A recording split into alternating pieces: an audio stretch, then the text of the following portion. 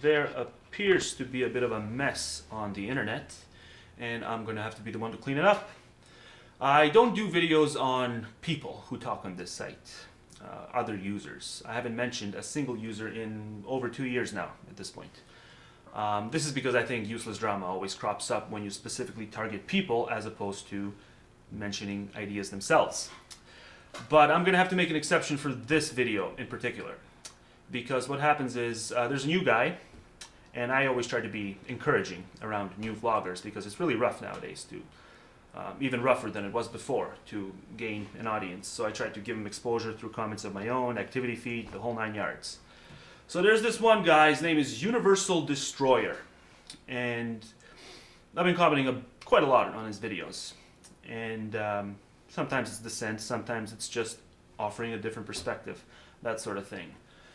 And so I left a comment a day and a half ago, I suppose at this point, and I didn't copy and paste it before I left it, or after I left it, which proved to be a mistake because that comment is gone now. But off the top of my head, I said, he was talking about, he was dwelling on the fact that the universe doesn't care about anything. The universe is apathetic, and it was just basically these same tired recitals of life is shit. I mean, I'll link to his video so you can watch for yourselves. And you can watch his other videos if you're interested. I mean, I'm sure in a span of 5 videos, he probably says life is shit 20 times, 25 times. It's just this reoccurring blather. Just lazy, tired recitals of those pessimistic schools of thought. There's nothing wrong with pessimistic schools of thought in and of themselves. Of course, we can argue the semantics of it, whether pessimism should be the word used to describe the outlook itself, but that's just semantical bullshit. But yeah, so it's just this reoccurring recital of life is shit, the universe doesn't care, blah, blah, blah. So I left a comment. And the reason I left the comment is because he brought up antinatalism, and he said antinatalism doesn't go far enough. He said antinatalism is too optimistic, because antinatalists, majority of them, or antinatalism itself, the philosophy itself, declares that there's such a thing as a objective value, which of course antinatalism doesn't do. That's up to the individual antinatalist, and whether that individual antinatalist subscribes to objective ethics, subjective ethics, which is a semantic game in and of itself. But nonetheless, if you had watched his video and you weren't exactly philosophically educated, you may have come away with the impression that to be an antinatalist, one has to believe in objective values. And so he said that's why antinatalism is mush itself. It doesn't go far enough because it's apparently intrinsically associated to, objective, the belief that the universe, that suffering matters universally, right? And so I left a comment along the lines of, and now I really wish I had copied and pasted it because it's gone now, but I left a comment along the lines of, it doesn't matter that everything doesn't matter to the universe. And to argue otherwise is to believe that any incarnation of a hypothetically opinionated universe ought to have mattered in the first place. So then he responds to that, and then I said, actually, I went on to say, fuck the universe, fuck its apathy. The only thing that matters is the fact that we can assign value to things. The only thing that matters to us is that we can assign value to things, because obviously it only matters to us. Value only applies to us because we're the only ones with a brain. And to dwell on the fact that the universe is incapable of assigning value to anything is, well, it's just that. It's dwelling. It's dwelling on something that really has no priority in any sort of mission statement. Now, if you can prove that the fact that the universe is apathetic to suffering, to any value judgment, the universe cannot declare any value judgment. If you can prove that that is a burden to my fulfillment of my value judgments, my actualizing my value judgments, if the universe is a burden on that, the universe is apathy, well then I'd like you to make that point. But in reality, the universe lacking values, lacking the ability to declare values, well, that's not what's preventing me from actualizing my value system. The thing that's preventing me from actualizing my value system on a wide scale is the fact that people have contrary values, that other individuals have contrary values, and just the environment itself. So environmental factors and individuals who hold values contrary to my own. So I made that statement. So basically, yeah, to believe otherwise is to believe that any incarnation of a hypothetically opinionated universe ought to have mattered in the first place. And then I said, so fuck the universe. And then he said that this was a stoic remark on my part when I later said fuck the universe, which had nothing to do with stoicism at all. It was actually meant to be a darkly comedic remark. And he followed that up by arguing against free will, because he used a analogy that proponents of theism appeal to when they argue for the central authority, God being the central authority, and then God gave people free will. He used that whole analogy, which was a complete non sequitur, to my remark. But whatever, that's fine. And this is all in this follow-up video on my comment. So he completely misunderstood the intent of my comment by going on to argue about free will itself. And he went on to talk about how size matters, because I had made a analogy to my sofa. Because I said the fact that the universe doesn't care, the fact that the universe is incapable of assigning value to anything, is about as relevant to me as the fact that my sofa is incapable of assigning value to anything. And then he said it's a dumb analogy because size matters. He explicitly stated size matters. So this is an individual who had made, I've watched a lot of his videos, and he made,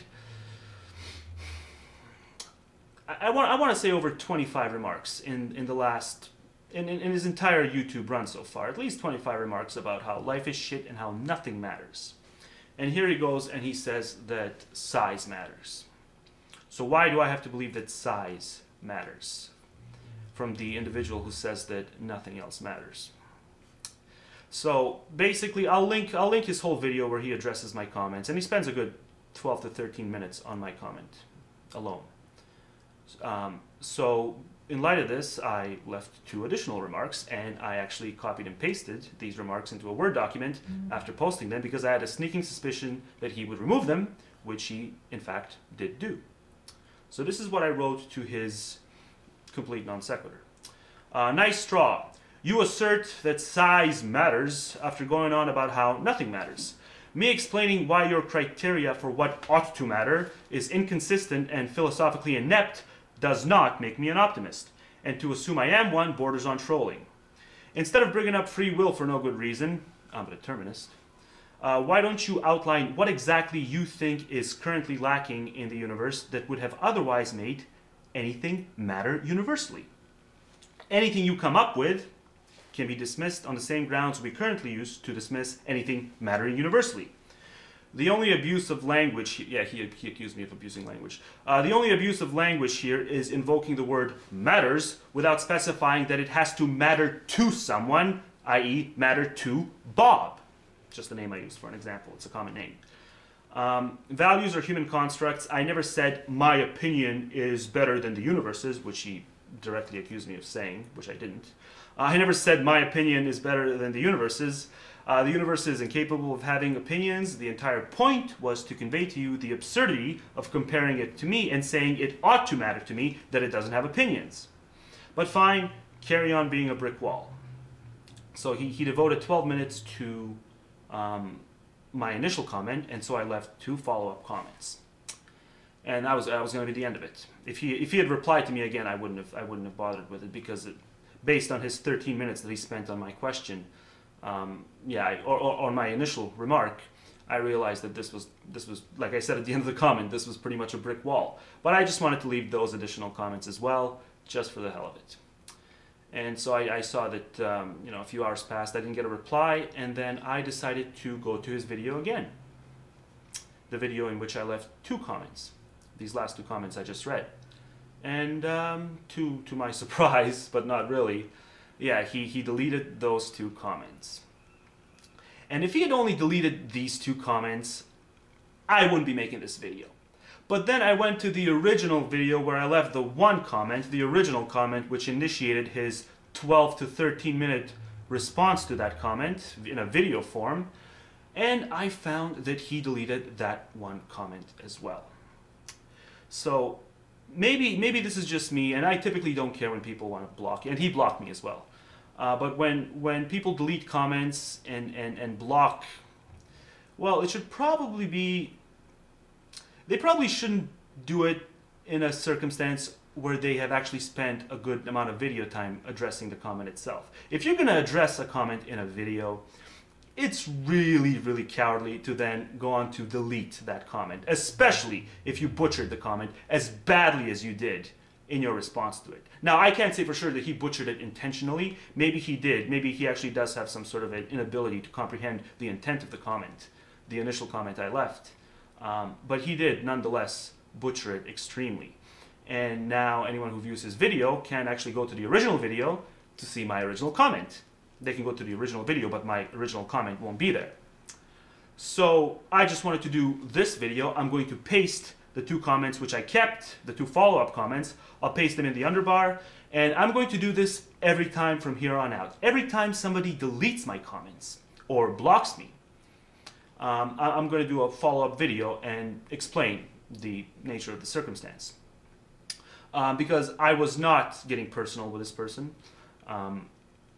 And it's also funny how thin-skinned he is, because he gets 2-3 comments per video.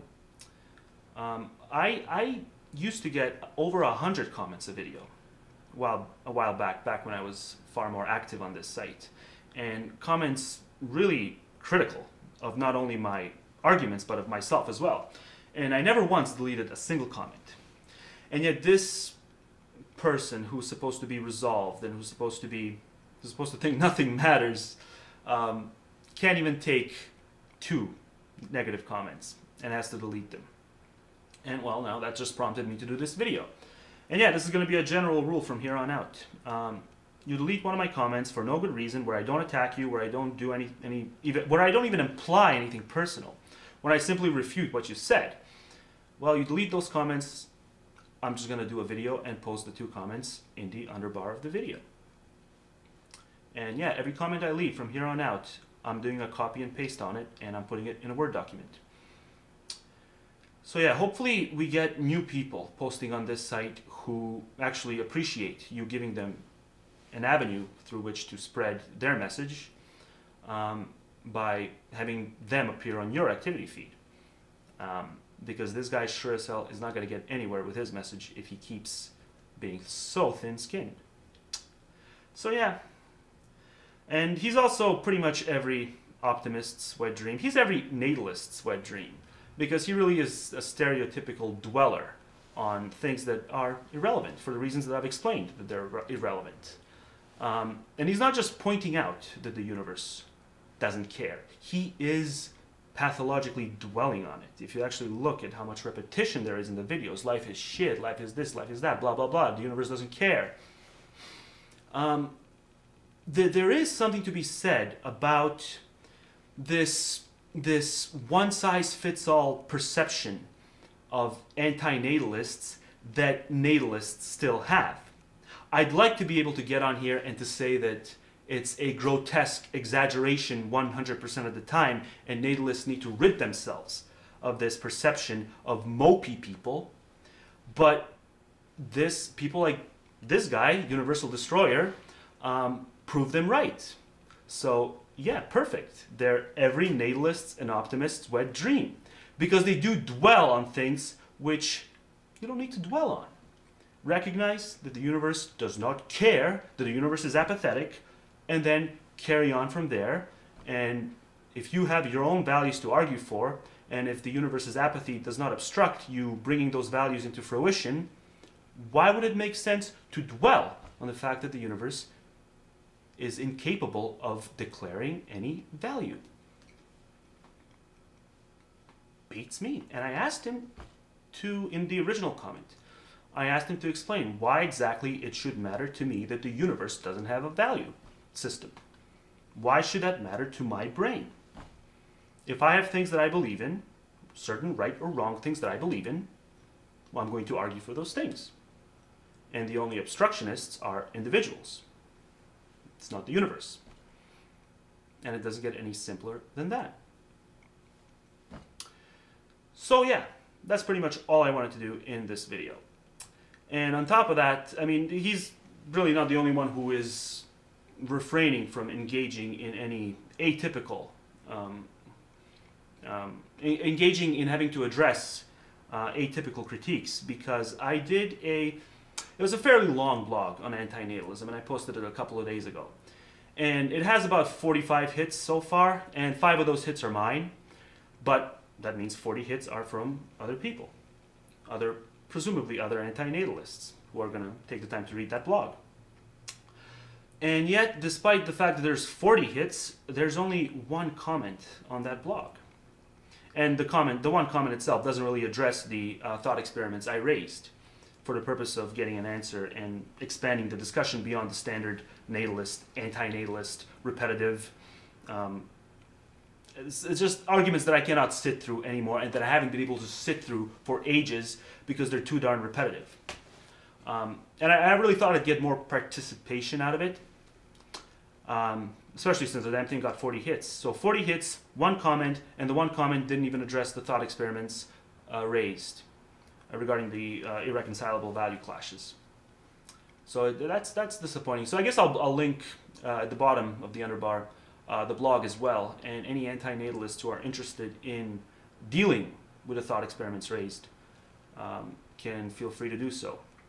You don't even have to be registered to post. I believe you can also post as anonymous. So yeah, if you have the time. It's a lengthy blog, but the thought experiments raised under a antinatalist framework are definitely worthy of addressing. So that's all. I suppose I had other things to rag on when it comes to this guy, but I can't think of him off the top of my head. And I think I did largely mention everything he did. So that's it for this edition.